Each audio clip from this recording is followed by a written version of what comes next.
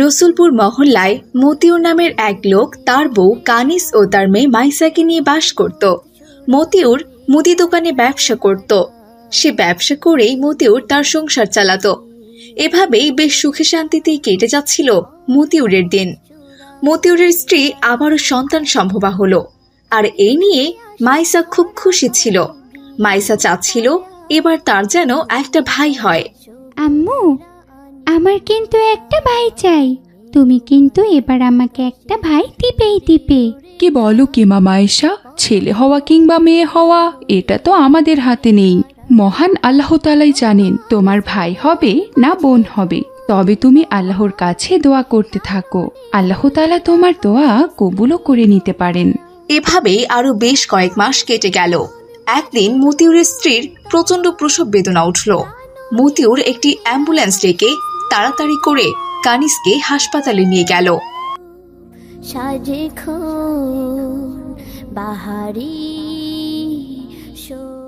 কি ব্যাপার ডাক্তার সাহেব, আপনাকে এমন দেখাচ্ছে কেন? আমার স্ত্রী সন্তান ভালো আছে তো? সরি ভাই, আমি আপনার স্ত্রী সন্তানকে বাঁচাতে পারলাম না।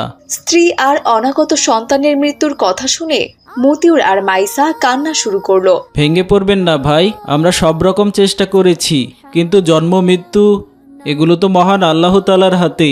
আর কান্না করবেন না ভাই, আপনি কান্না করলে আপনার এই ছোট্ট মেয়েটাও কষ্ট পাবে। এখন তাড়াতাড়ি আপনার স্ত্রীকে নিয়ে গিয়ে ওনার দাফন কাফনের ব্যবস্থা করুন। এরপর মতিউর ওর স্ত্রীকে বাড়িতে নিয়ে গিয়ে দাফন করে দিল। গ্রামের লোকজন মাটি দেওয়া শেষ করে যে যার বাড়িতে চলে গেল। ভাই মতিউর, ভাবি অনেক ভালো মানুষ ছিলেন, আল্লাহ যেন তাকে বেহেশত দান করেন। মাইশার জন্য আমার খুব কষ্ট হচ্ছে, ও এখনো অনেক ছোট। মেয়েটা এ বয়সে মাকে হারিয়ে ফেললো।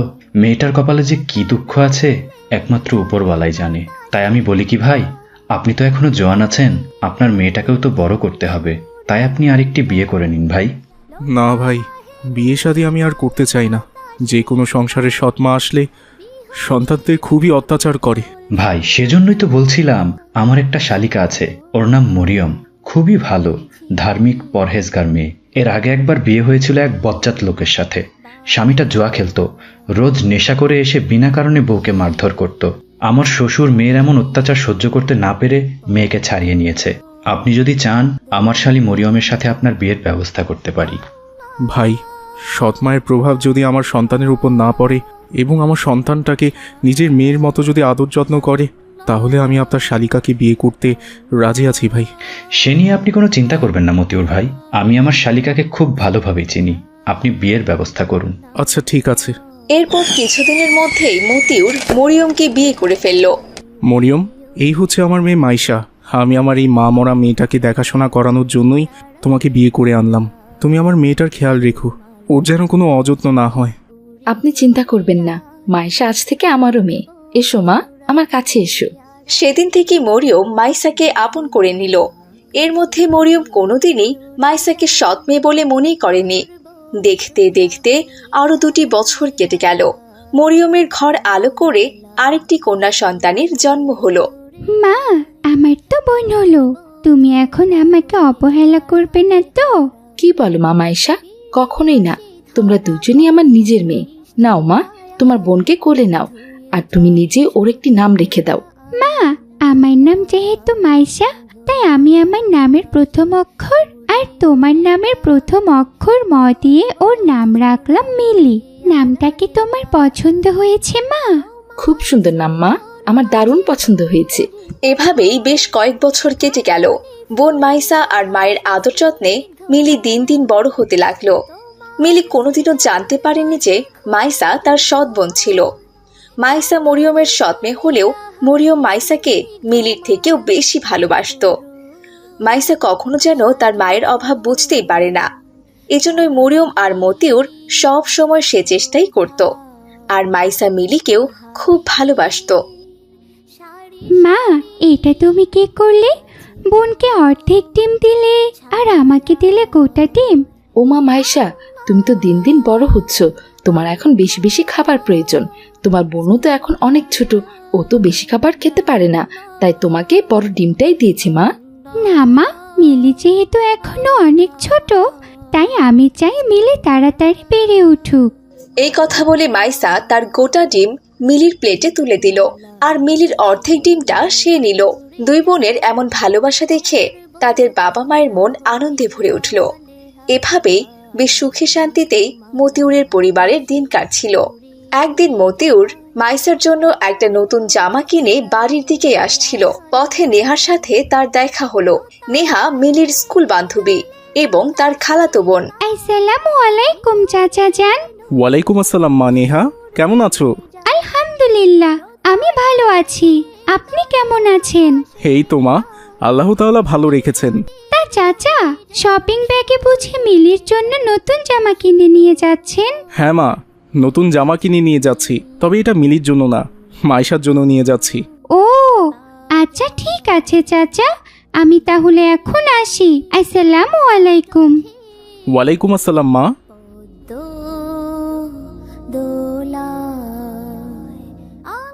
মাইশা, এই দেখো মা, তোমার জন্য নতুন একটা জামা কিনে এনেছি। আসসালামু আলাইকুম বাবা। ওয়ালাইকুম আসসালাম মা।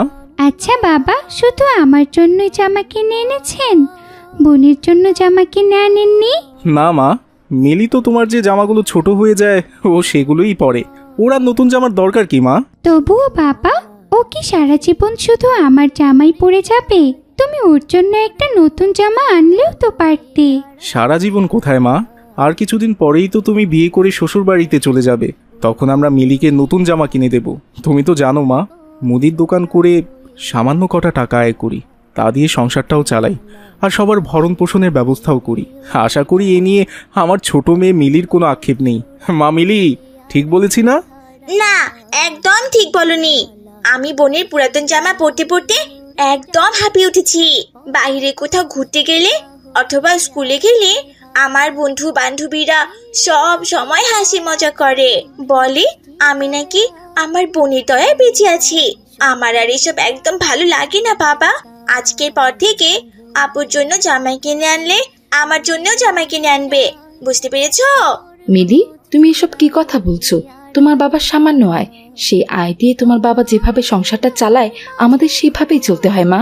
মা, কেন মেনে নিব? হ্যাঁ, বাবা সব সময় আপুকে নতুন নতুন জামা কিনে দেয়, আর আমাকে কিনা আপুর পুরাতন জামাগুলোই পরতে হবে? সেটা কি আমি মেনে নিব? কখনোই না। মিলি, তুমি কিন্তু এখন বড়দের মুখে মুখে কথা বলা শিখে গেছো। শিখে গিয়েছি, বেশ করেছি। তোমাদের অত্যাচার আমি অনেক সহ্য করেছি, কিন্তু এবার আর নয়।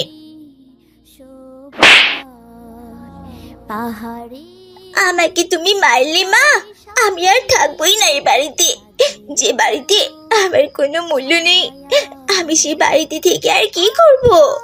বোন, তুই কি করছিস? বাবা, আমার এই জামার দরকার নেই। তুমি এই জামাটা ফেরত দিয়ে মিলির জন্য নতুন জামা নিয়ে এসো। আজ থেকে আমার কোনো নতুন জামার দরকার নেই, সব জামা তুমি মিলিকে দিবে। তুই আবারও আমার উপর দয়া দেখাচ্ছিস আপু? তোর জন্যই তো বাবা মা আজকে এমন হয়েছে। যাস নে বোন, যাস নে, দাঁড়া দাঁড়া বলছি। মেঘমালা আকাশে উড়ে উড়ে যায়। কিরে মিলি, কি হয়েছে তোর? কাঁদছিস কেন?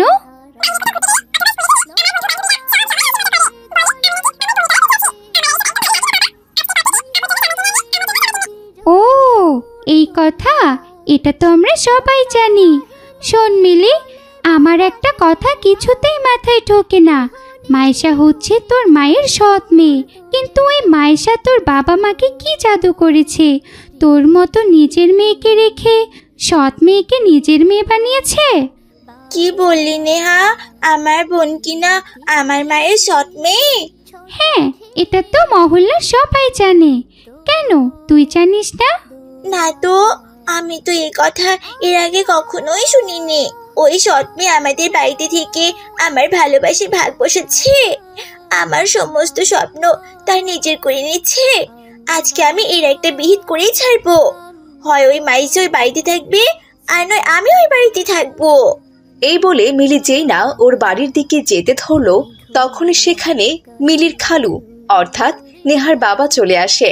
দাঁড়াও মিলি, নেহা, তুই যে আমার মেয়ে সেটা ভাবতেই আমার খারাপ লাগছে। তুমি কি বলছো বাবা? হ্যাঁ সত্যি বলছি। তুই এই কথাটা কেন মিলিকে বললি বলতো? তুই কি জানিস তোর খালা মরিয়মের আরেকটি বিয়ে হয়েছিল? সেখানে মরিয়ম দিনের পর দিন অত্যাচারিত হয়ে আসছিল। মরিয়মের যখন কোনো কুলকিনারা ছিল না, তখন তোর নানু ভাই মরিয়মকে ডিভোর্স করিয়ে বাসায় এনেছে। কিন্তু বাসাতেও মরিয়মের ভাই ভাবি তার সাথে অত্যাচার শুরু করে দেয়। দিনের পর দিন এমন অত্যাচারে মরিয়মের বাঁচার কোনো ইচ্ছাই ছিল না। কয়েকবার সে আত্মহত্যাও করতে গিয়েছিল। তারপর মাইশার মা মারা যায়।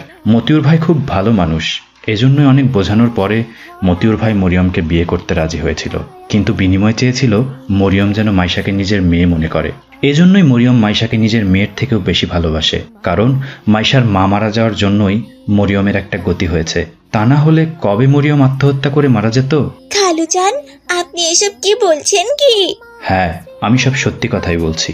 খালুজান, আমি তো তাহলে মায়ের সাথে খুব বড় অন্যায় করে ফেলেছি।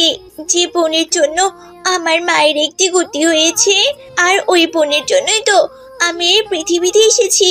বোন আমাকে খুব ভালোবাসে, আর আমি কিনা সেই বোন আর মা বাবাকে অপমান করে নিজ বাড়ি থেকে চলে এসেছি। না না, আমি খুব বড় ভুল করেছি। আমি এক্ষুনি গিয়ে বোন আর মা বাবার কাছে ক্ষমা চাইবো। তুমি ঠিক সিদ্ধান্ত নিয়েছো মিলি। যাও মা, তুমি তোমার মা বাবার কাছে ফিরে যাও। তারা তোমাকেও মাইশার মতোই ভালোবাসবে। কিন্তু মাইশার মা নেই দেখে এজন্যই ওকে একটু বেশি ভালোবাসে। এরপর মিলি বাড়িতে ফিরে গিয়ে সবার কাছ থেকে ক্ষমা চেয়ে নেয় এবং তারা সবাই মিলিকে বুকে টেনে নেয়। তারপর থেকে তারা আবারও সুখে শান্তিতে দিন কাটাতে লাগলো। উড়ে উড়ে যায় পর্বত চূড়া হয়ে আড়ালে হারায়। মা, তোমার বৌমার তো বাচ্চা ডেলিভারির সময় হয়ে গেছে। ডাক্তার বলেছে বাড়িতে চেষ্টা করলে হবে না, বাচ্চার পজিশন নাকি উল্টা, অবশ্যই সিজার করতে হবে। তাই ওকে কালকের মধ্যেই হাসপাতালে নিয়ে যেতে হবে। কিন্তু মা, বাড়িতে তো তুমি একা, তোমাকে কি করে রেখে যাব বলো? চিন্তা করিস না বাবা, আমি একাই থাকতে পারবো। মাত্র কদিনেরই তো ব্যাপার। বৌমা ফিরে এলে সব ঠিক হয়ে যাবে। না মা, সিজার করলে তো তোমার বৌমা 1 মাসের আগে কোনো কাজই করতে পারবে না। তাই তোমার বৌমাকে ওর বাবার বাড়িতে 1 মাস রেখে দেব। আর তুমি তো বৃদ্ধ মানুষ, অতদিন কষ্ট করে বাড়িতে একাও থাকতে পারবে না। তাহলে তো খুবই চিন্তার কথা বাবা। তাহলে আমি কি করব? মা, বলি কি, মাসখানেক তুমি না হয় বড় ভাইয়ের বাসায় থাকো। আশা করি ওখানে কোনো তোমার অযত্ন হবে না। তুই তো জানিস বাবা কামাল, আমার শহরে থাকতে ভালো লাগে না। তাই আমি তোর সাথে গ্রামেই থাকি। সমস্যা যখন তৈরি হয়েছে, সমাধান তো করতেই হবে আমাকে। তাহলে আজই শহরে তোর ভাইয়ের কাছে রেখে আয়। আচ্ছা ঠিক আছে মা, তুমি রেডি হয়ে নাও, আমরা এক্ষুনি বের হব। এরপর কামাল তার মাকে নিয়ে শহরে তার বড় ভাইয়ের বাসায় চলে গেল। পর্বত চূড়া হয়ে আড়ালে হারায় মেঘমালা আকাশে। আসসালামু আলাইকুম ভাইজান। ওয়ালাইকুম আসসালাম। আরে ভাই কামাল, আরে মাও তো এসেছে দেখছি। মা, তোমরা সবাই কেমন আছো? এই তো ভালো আছি বাবা। তুই কেমন আছিস বাবা রমজান? ভালো আছি মা। এসো এসো, ভেতরে এসো। লতারা হেলে দলে ভাইজান, তুমি তো শুনেছো আমার বউ সন্তান সম্ভবা। ডাক্তার বলেছে ওকে সিজার করতে হবে। তাই আমি কালকে ওকে হাসপাতালে ভর্তি করাবো। কিন্তু ওর সাথে আমাকেও তো হাসপাতালে থাকতে হবে। আর তাছাড়া সিজার করার পর অনেকদিন কাজকর্ম করতেও পারবে না।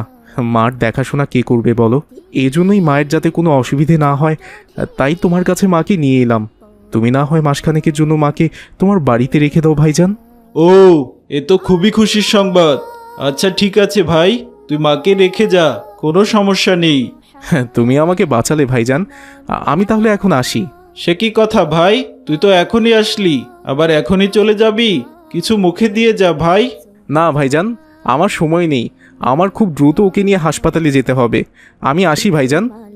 আকাশে উড়ে উড়ে যায়। মা, তুমি একটু বসো, আমি তোমার বৌমাকে ডেকে নিয়ে আসি। কাকুলি, কাকুলি, কোথায় তুমি? এই যে আমি এখানে। দেখলাম তোমার মা আর ভাই এসেছে গ্রাম থেকে। তা দেখেছো যখন, তাহলে মার কাছে যাওনি কেন? আগে কেন এসেছে সেটা বলো, তারপর যাব আমি। কেন আবার? তুমি তো জানোই কামালের স্ত্রী সন্তান সম্ভবা, ওকে হাসপাতালে ভর্তি করে সিজার করাতে হবে। আর তাছাড়া সিজার করার পর কাটা ঘা শুকাতে শুকাতে তো 1 মাস লেগে যাবে। মা বৃদ্ধ মানুষ, সে এতদিন তো আর একা একা বাড়িতে থাকতে পারবে না। এজন্যই কামাল মাকে আমাদের বাড়িতে রেখে গেল। কি বললে? ওই আপদটাকে কিনা আমাদের বাসায় রেখে গেল? আমি আরো ভাবলাম গ্রাম থেকে আমাদের জন্য জিনিসপত্র দিতে এসেছে। তার মানে ওই পোটলার ভেতরে কাপড় চোপড় নিয়ে 1 মাস থাকার প্রস্তুতি নিয়ে এসেছে। আমি কিন্তু বাপু অত ঝামেলা নিতে পারবো না, আমি তোমাকে আগেই বলে দিলাম। কি বলছো কি কাকুলি? মা তো সে থেকে কামালের সাথেই থাকছে। আমি তো মায়ের ঠিকমতো খোঁজ খবরও নিতে পারি না। আর তাছাড়া মাও তো শহরে থাকতে চায় না। এবার যেহেতু সুযোগ করে চলে এসেছে, তাই আমাকেও তার একটু সেবা যত্ন করার সুযোগ দাও। তা না করতে পারলে আমি আল্লাহর দরবারে গিয়ে কি জবাব দিব? তোমার মায়ের সেবা যত্ন করতে চাও, তুমি করবে, আমি পারবো না। আচ্ছা আচ্ছা ঠিক আছে, তোমাকে করতে হবে না, আমি সব সেবা করব। তুমি শুধু এখন মার জন্য থাকার ব্যবস্থা করে দাও। আর সে যেহেতু দূর থেকে এসেছে, তাকে কিছু খেতে দাও। কোত্থেকে দেব? ঘরে কি এখন কোনো খাবার আছে? দুপুরের তো সব খাওয়া হয়ে গেছে, সকালের কিছু বাসি ভাত আছে, চাইলে ওগুলোই দিতে পারো। আমি এখন বাপু চুলো জ্বালাতে পারবো না, বুঝতে পেরেছো? আচ্ছা ঠিক আছে, আমি ভাত নিয়ে আসছি, তুমি মার থাকার ব্যবস্থা করো।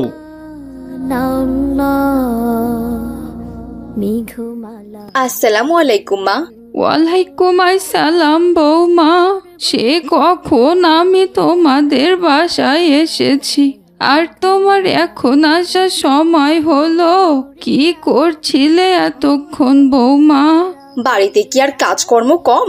সব কাজ আমাকেই করতে হয়। আপনার ছেলেকে কতবার বলেছি একটা কাজের মেয়ে রাখতে, কিন্তু কে শোনে কার কথা? তার নাকি বাড়িতে কাজের মেয়ে রাখার মতো কোনো টাকাই নেই। এই জন্যই আর কি বাড়ির সব কাজ আমাকেই করতে হয়। চলুন মা, আপনার থাকার ঘরটা আমি দেখিয়ে দিচ্ছি।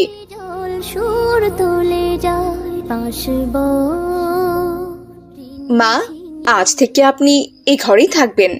বৌমা, এই ঘরটা তো ভাঙাচোরা আর নোংরা মনে হচ্ছে। তোমার মেয়ে মিলিরও তো একটা ঘর আছে। আমি না হয় আমার নাতনির সাথে ওই ঘরেই থাকি। না মা, মিলির সাথে আপনাকে রাখা যাবে না। মিলি ওর ঘরে কাউকেই নিতে চায় না। আর তাছাড়াও আপনি বৃদ্ধ মানুষ, ও আপনার সাদা চুল দেখে তো ভয় পেয়ে যাবে মা। বেচারি তো ভূত মনে করবে। কি বলো বৌমা? আমার নাতনি আমাকে দেখে ভয় পাবে? হ্যাঁ মা, আপনার নাতনি তো আর আপনাকে রোজ রোজ দেখে না, এই জন্য। আচ্ছা ঠিক আছে বৌমা, তাহলে আমার এখানে থাকারই ব্যবস্থা করে দাও।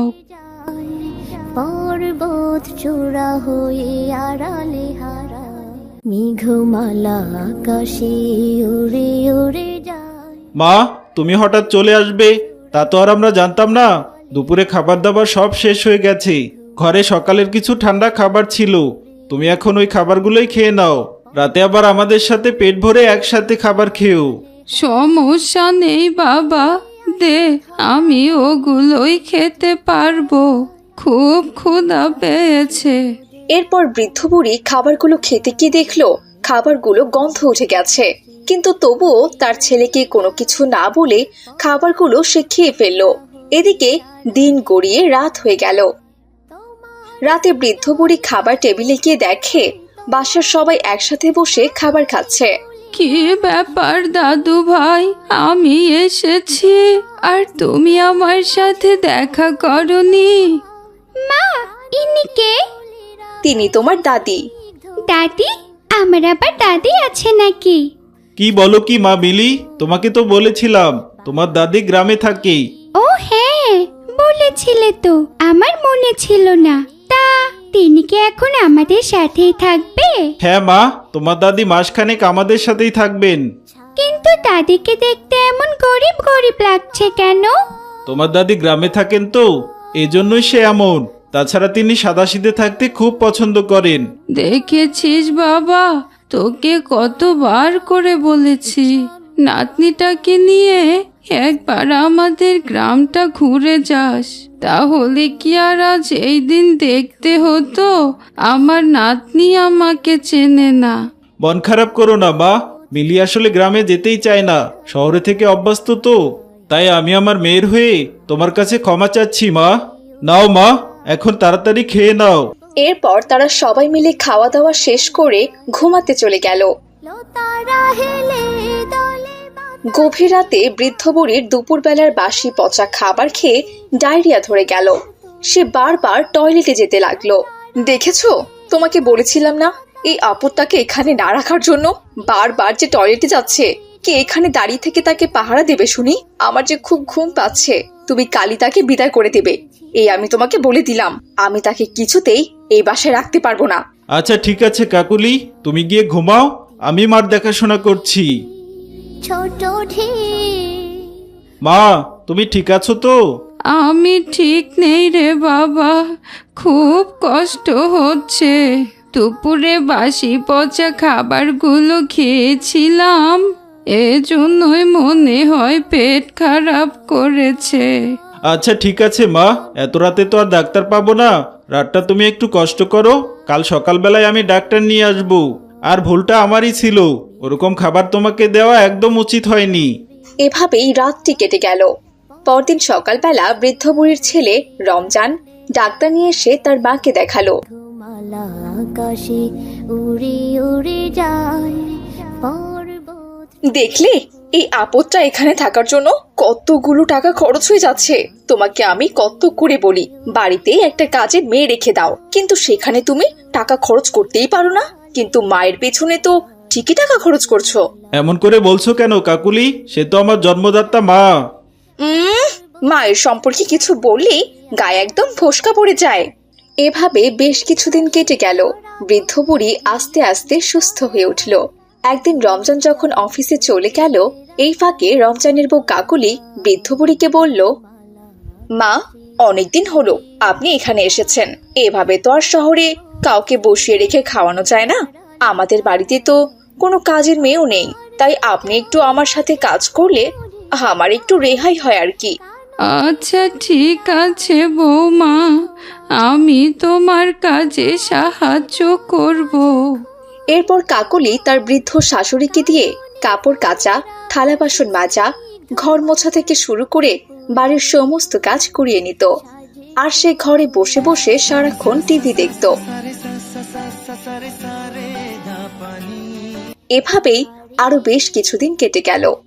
বৃদ্ধ বুড়ি বাড়ির এত কাজ করতে করতে আবারও অসুস্থ হয়ে পড়ল। এ কি মা, আপনি আবার এ সময় শুয়ে আছেন যে? আপনি শুয়ে থাকলে বাড়ির কাজকর্ম কে করবে শুনি? বৌমা, আমার শরীরটা ভালো না। এতদিন ধরে বাড়ির সমস্ত কাজ করতে করতে অসুস্থ হয়ে পড়েছি। আমাকে একটু বিশ্রাম নিতে দাও বৌমা। তা বললে তো আর হবে না মা। এই বাড়িতে থাকতে হলে বাড়ির সমস্ত কাজকর্ম করেই থাকতে হবে। আর আপনাকে দেখে তো মনে হচ্ছে আপনি নাটক করছেন আর কাজ না করার ফোন দিয়ে উঠেছেন। উঠুন, উঠে ঘরটা মুছে থালা বাসনগুলো পরিষ্কার করুন, তারপর আবার কাপড়ও কাচতে হবে। বুঝতে পেরেছেন? ভাবি, এ তুমি কি বলছো? আরে ভাই, তুমি এসেছো? আমি মাকে অনেকবার বলেছি জানো, কাজকর্ম না করার জন্য, কিন্তু মা নিজে থেকেই সব করে, তাই বলছিলাম আর কি। আমি সবকিছু বুঝতে পেরেছি ভাবি। ছি ভাবি, ছি। কিছুদিনের জন্য মাকে তোমাদের বাসায় রেখে গিয়েছিলাম, আর তোমরা কিনা মাকে দিয়ে বাড়ির সমস্ত কাজ করিয়েছো। ভাইয়া কোথায়? বাবা কামাল, তোর ভাইয়ের কোনো দোষ নেই। তোর ভাই যতক্ষণ বাসায় থাকে আমাকে দেখে শুনেই রাখে, কিন্তু এই বৌমায় আমার সাথে এমনটা করেছে। আমি আর এখানে থাকবো না বাবা, তুই আমাকে গ্রামে নিয়ে চল। হ্যাঁ মা, চলো। এমন দজ্জাল মহিলার কাছে তোমার এক মুহূর্ত রাখবো না। ভাবি, তুমি মায়ের সাথে যে অন্যায় করেছো, একদিন তার শাস্তি তুমি ঠিকই পাবে। মেঘমালা আকাশে উড়ে উড়ে যায়। আরে যা যা, শাস্তি পেলে পাবো, তবুও তো আপদটা বিদেয় হয়েছে। মা, মা, আকাশে উড়ে উড়ে যায় পর্বত তুমি কাকে ডাকছো শুনি? তোমার মা এখানে আর নেই। তোমার ভাই এসে তাকে নিয়ে গেছে। কি বলছো কি কাকুলি? কখন নিয়ে গেল? এই মাত্রই নিয়ে গেল। তুমি বাধা দিতে পারোনি? সে কি, বাধা কেন দেব? আপদ বিদেয় হয়েছে, এতে তো আমি অনেক খুশি হয়েছি। সি কাকুলি সি, তুমি এত খারাপ? তুমি আমার মাকে আপদ মনে করো? নিশ্চয় আমি অফিসে থাকার সময় মার সাথে তুমি খারাপ ব্যবহার করেছো। এজন্যই আমার ভাই আমাকে না জানিয়ে মাকে নিয়ে গিয়েছে। হ্যাঁ, আপদই তো। খুব বেশি মামা করলে তোমাকে তোমার মায়ের সাথেই থাকতে হবে। আমাকে তুমি আর পাবে না, বুঝতে পেরেছো? আমি কিন্তু এবারে সোজা বাপের বাড়িতে চলে যাব, এই আমি তোমাকে বলে দিলাম। তোমার সৃজন মাঝে হে আল্লাহ, তুমি আমাকে ক্ষমা করে দাও। আমি এতদিন পর আমার মাকে কাছে পেয়েও আমি তার সেবা যত্ন করতে পারলাম না। আল্লাহ, আমি জানি আমি খুব অন্যায় কাজ করেছি। আমার মতো এমন দরজাল বউ যেন আর কারো কপালে না জুটে। রসুলপুর মহল্লায় কামাল নামের এক কৃষক বাস করতেন।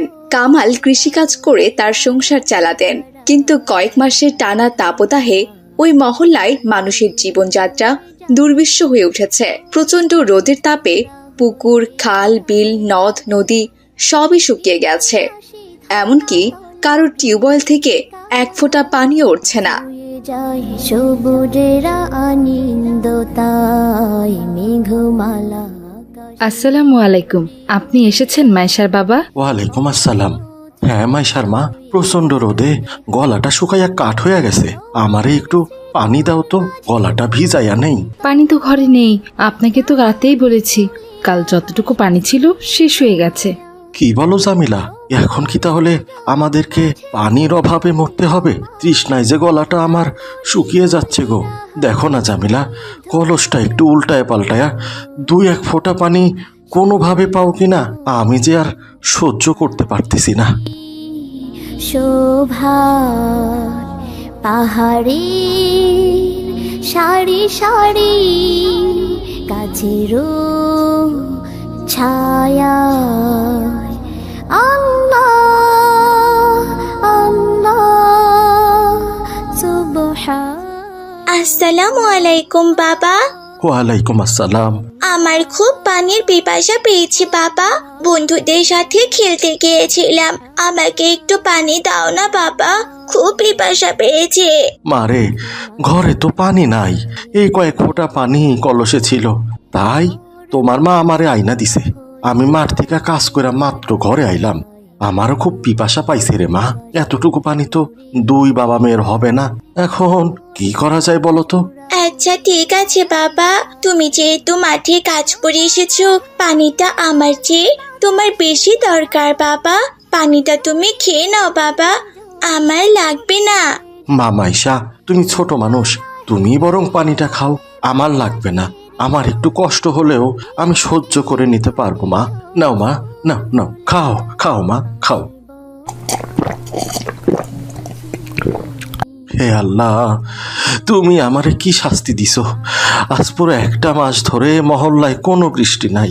মাঠঘাট সব শুকিয়ে গেছে, ক্ষেতের ফসলও নষ্ট হয়ে যাচ্ছে। তুমি আমাদের প্রতি রহম করো মালিক, রহম করো। মাইশার বাবা, আমি বলি কি, আমাদের মহল্লার রমজান ব্যাপারী চাচার বাড়িতে তো একটা পাতকুয়া আছে। শুনেছি ওই কুয়াতে নাকি পানি আছে। তুমি একটু গিয়ে দেখো না, ব্যাপারী চাচাকে বলে। তুমি কি যে বলো না জমিলা, ব্যাপারী সাহেব যে কিপটা মানুষ, সে দিবে পানি? আমার তো মনে হয় না। আচ্ছা ঠিক আছে, তুমি যেহেতু বলেছ, আমি তাহলে যাচ্ছি। উড়ে যায় পর্বত চূড়া হয়ে আড়ালে হারায় মেঘমালা আকাশে আসসালামু আলাইকুম ব্যাপারী সাহেব। ব্যাপারী সাহেব, ও ব্যাপারী সাহেব, বাড়িতে আছেন নাকি? মেঘমালা ব্যাপারী সাহেব, আরে ও ব্যাপারী সাহেব, বাড়িতে আছেন? পর্বত চূড়া হয়ে আড়ালে হারায় ইরে কামাইল্লা, অত চিৎকার চেঁচামেচি শুরু করছোস কেন? সাত সকালে তোদের জ্বালায় কি একটু ঘুমাতেও পারবো না নাকি? সেই পাখি ডাকা সকাল থেকে আমার বাড়িতে লোকজন এসে ভিড় জমাতে শুরু করেছে। সবার নাকি শুধু একটু পানি চাই। আমি কি পানির গো ডাউন দিয়ে বসে রইছি যে সবাইরে পানি দেব? আমি আমার বাড়িতে পাতকুয়া আছে দেখা একটু পানি খাইতে পারতেছি। এইটা না থাকলে তো আমারও তোগো মতো রাস্তায় রাস্তায় পানির জন্য ভিক্ষা করতে হইতো। মহল্লাতে তোরা কি এখন সেটাই চাচ্ছিস নাকি? ব্যাপারী সাহেব, আপনি এইভাবে বলেন কেন? মহল্লার মানুষজন পানির জন্য কষ্ট পাচ্ছে, এই জন্যই তো আপনার কাছে একটু পানি চাইতে আসছে। এই দেখেন, আমিও আপনার কাছে পানির জন্য আসছি। আমার একটু পানি দেন না ভাই, মাঠ থেকে কাজ করে এসেছি, খুব পানির পিপাসা পেয়েছে। কি বললি? তুইও এসেছিস পানির জন্য? এই সকাল থেকে 10 জনরে তাড়াই দিছি, কাউরে আমি পানি দেই নাই। তুইও পাবি না, যা ভাগ এখান থেকে, ভাগ। আমারে একদম বিরক্ত করবি না, তোরা কেউ আমার কাছ থেকে পানি পাবি না। ব্যাপারী সাহেব, কাল রাত থেকে আমার ঘরে কোনো পানি নাই। পানির অভাবে আমার বাচ্চা মেয়েটা খুবই কষ্ট পাচ্ছে, আমার গলাটাও শুকায়া কাঠ হয়ে গেছে। দয়া করেন ব্যাপারী সাহেব, আমারে একটু দয়া করেন। আপনি একটু পানি দেন না ব্যাপারী সাহেব, জীবনটা বাঁচাই। আরে মহল্লায় তো পানির অভাবে ব্যাপক অসুবিধা শুরু হয়েছে দেখছি। এটাই তো সুযোগ। আমার বাড়িতে যেহেতু পানি আছে, এই সুযোগে পানি নিয়ে ব্যবসা শুরু করতে হবে। কিন্তু ব্যবসাটা আরম্ভ কেমনে করা যায়? কিভাবেই বা ব্যবসাটা করব? পাইছি। শোন কামাল, পানি দিতে পারি এক শর্তে। তোর ওই মহল্লার পূর্ব পারের রাস্তার সাথে একটা জমি আছে না, ওই জমিটা আমার খুবই পছন্দ। তুই যদি আমারে ওই জমিটা লিখা দেস, তাইলে আমি তোরে 1 কলসি পানি দিতে পারি। তুই রাজি কিনা বল? কি বলেন কি ব্যাপারী সাহেব, সামান্য 1 কলস পানির জন্য আমি আমার অত বড় জমিটা আপনারে লিখে দেব? ওই জমির দাম তো 10 লাখ টাকা। তাইলে আর কি করার? যদি জমি লেখা দিতে না চাস, পানিও পাবি না, তাইলে যা এখান থেকে, 1 ফোঁটাও পানি পাবি না। এজন্যই গুরুজনরা বলে যেসে গিয়ে কারো উপকার করতে নাই। তুই যা তো এখান থেকে, আমারে আর বিরক্ত করিস না। ব্যাপারী সাহেব, দয়া করেন, আমার কাছে 500 টাকাই আছে। এই টাকাটা নিয়ে দয়া করে আমারে 1 কলস পানি দেন ব্যাপারী সাহেব। কি বললি? আমার পানির দাম মাত্র 500 টাকা? এই, তুই জানিস না পানির অপর নাম জীবন? তুই যদি তোর জমিটা আমারে লেখা দেস, তাইলেই পানি পাবি, না দিলে 1 ফোঁটাও পানি পাবি না। এখন যা এখান থেকে। রমজান ব্যাপারীর এমন কথা শুনে কামাল হতভম্ব হয়ে গেল। সে কি করবে কোনো কিছুই বুঝতে পারছিল না। অনেক ভেবেচিন্তে সে সিদ্ধান্ত নিল যে জীবনের চেয়ে তো আর জমির দাম বেশি নয়। বেঁচে থাকলে সে হয়তো অনেক জমি কিনতে পারবে, কিন্তু জীবন চলে গেলে তো আর জীবন ফিরে পাবে না। তাছাড়া সে শুধু নিজের পানির জন্য কষ্ট পাচ্ছে না, তার ছোট্ট মেয়েটাও যে কষ্ট পাচ্ছে। তাই সে রমজান ব্যাপারীকে তার শখের জমিটা লিখে দিতে রাজি হয়ে গেল। আমি আপনার কথায় রাজি হইলাম, তাও আমারে 1 কলস পানি দেন। দরকার হয় আপনি আমার ওই জমি লেখা নেন, তাও আমারে 1 কলস পানি দেন ব্যাপারী সাহেব। এই তো লাইনে আইসিস দেখছি। তবে শুধু মুখে বললেই হবে না, এখনই লিখে দিয়ে তারপর পানি নিয়ে যেতে হবে।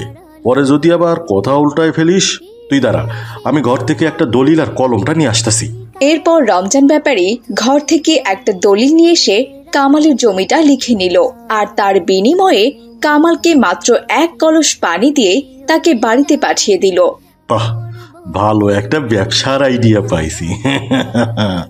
একটু একটু করে পানি দিয়ে মহল্লার অনেকের জমি জমাই এইবার হাতায় নিতে পারবো।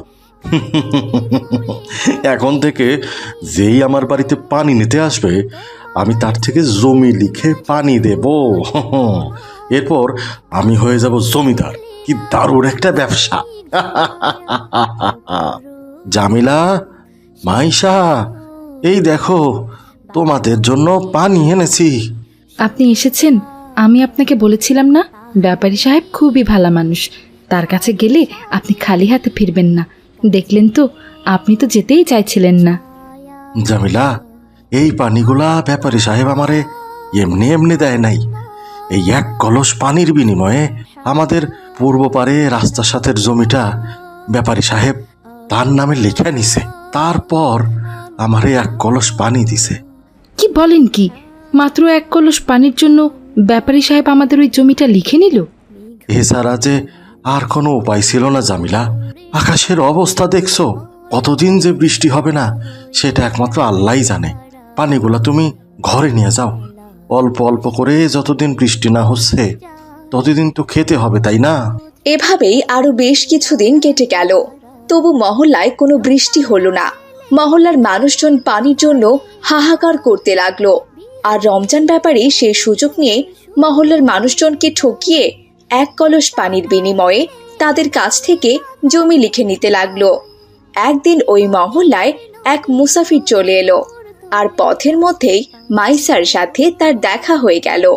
এই যে দাদু ভাই, আমাকে 1 গ্লাস পানি পান করাবে? খুব পানি পিপাসা পেয়েছে আমার। দাদু ভাই, আমাদের মহল্লায় তো আজ 3 মাস যাবত কোনো পানি নেই। এই মহল্লায় শুধুমাত্র রমজান ব্যাপারীর কুয়াতেই পানি আছে, আর কারো বাসায় পানি নেই। রমজান ব্যাপারী তারই সুযোগ নিয়ে মহল্লার মানুষের কাছ থেকে জমি, সোনা দানা, টাকা পয়সা, যার কাছে যা পাচ্ছে শুধুমাত্র 1 কলস করে পানি দিচ্ছে, আর সেটা খেয়েই তো আমরা বেঁচে আছি। কিন্তু দাদু ভাই, মহল্লার মানুষের জমি, সোনা দানা তো প্রায় শেষ হতে চললো। তারপর তারা কি করবে কেউ কিছুই বুঝতে পারছি না। আল্লাহ তাআলাই ভালো জানেন আমাদের কপালে কি যে আছে দাদু। কি বললি দাদু ভাই? ওই ব্যাপারী এত খারাপ মানুষ? সামান্য 1 কলস পানি দেওয়ার নামে জমি লিখে নেয়? চিন্তা করিস না দাদু ভাই, আমি এক্ষুনি তোদের মহল্লার মানুষজনের জন্য আল্লাহর কাছে দোয়া করছি। নিশ্চয়ই আল্লাহ তাআলা এই মুসাফিরের দোয়া কবুল করে নিবেন। হে আল্লাহ, তুমি মহান, মহান তোমার কুদরতি ক্ষমতা। তুমি তোমার সেই অসীম ক্ষমতা দিয়ে এই মহল্লার মানুষজনকে রক্ষা করো। তাদেরকে তুমি বৃষ্টি দিয়ে পানির ব্যবস্থা করে দাও, আর ওই অসৎ ব্যাপারীকে তুমি ধ্বংস করে দাও যে মানুষের কষ্ট নিয়ে খেলা করে। আমিন। সেই মুসাফির আল্লাহর কাছে দোয়া শেষ করতে না করতেই তখন আকাশটা কালো মেঘে ছেয়ে গেল, আর সাথে সাথে ঝমঝমিয়ে বৃষ্টি নেমে এলো। মহল্লার পুকুর, মাঠ, ঘাট সবকিছুই পানিতে ভরে গেল। তারপর বৃষ্টি থেমে গেল, কিন্তু অসৎ রমজান ব্যাপারীর বাড়িতে বৃষ্টি যেন কিছুতেই থামছিল না। হায় আল্লাহ, এ কি? আশেপাশে তো সব জায়গায় বৃষ্টি থেমে গেল, কিন্তু আমার বাসায় এখনো বৃষ্টি পড়ছে কেন? বৃষ্টির পানি তো আস্তে আস্তে আমার ঘরের চালের মধ্যে চলে আসলো। এইভাবে আর কয়েক ঘন্টা বৃষ্টি হলে তো আমার বাড়িটা পানির নিচে তলায় যাবে। তখন আমার কি হবে? আল্লাহ, আল্লাহ আমারে বাঁচাও, বাঁচাও আল্লাহ। হা হা হা হা, আমি বুঝতে পারছি এইটা আমারই পাপের ফল। আমি এই মহল্লার মানুষে পানির জন্য অনেক কষ্ট দিছি, সামান্য একটু পানির জন্য তাদের কাছ থেকে জমি লেখা নিছি। আমারে তুমি মাফ করে দাও আল্লাহ, ও আল্লাহ, আমারে তুমি মাফ করে দাও। কিন্তু ততক্ষণে অনেক দেরি হয়ে গেছে। বৃষ্টি হতে হতে একসময় রমজান ব্যাপারীর বাড়ি পানিতে তলিয়ে গেল, আর সেই পানিতে পড়ে অসৎ রমজান ব্যাপারী হাবুডুবু খেতে খেতে মারা গেল। এরপর ওই মহল্লার মানুষজন আবারও যার যার জমি ফেরত পেল।